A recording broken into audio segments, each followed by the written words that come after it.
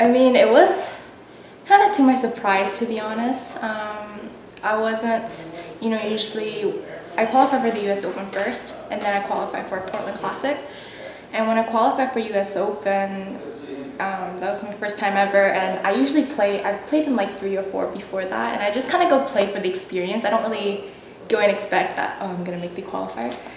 And then that second 18, I was on fire. Like I was going, 3, 4, 5 under, and then it didn't feel real until after a while. But the other 2 tournaments, I think overall it was just like a really good experience that I had the privilege to, I was given the opportunity to play in, so big confidence booster.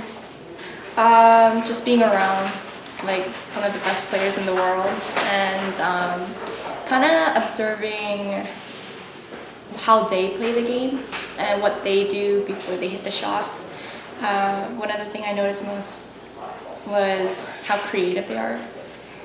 Before they hit the shot, it's not just, this is the number, this is the club that I'm gonna hit. It's, what is the wind doing? How is the shape of my shot gonna affect it? And just little things like that, but I feel like those little things will make a big impact on my game. Pretty good. I'm like excited for this fall season to start. So now it's just kind of preparing and team practices, and I think it's just, I feel good, and obviously there's school, so trying to balance everything out, but it's been nice. It's definitely different from last year, my freshman year, because I know where everything is now, so it's easier to get around.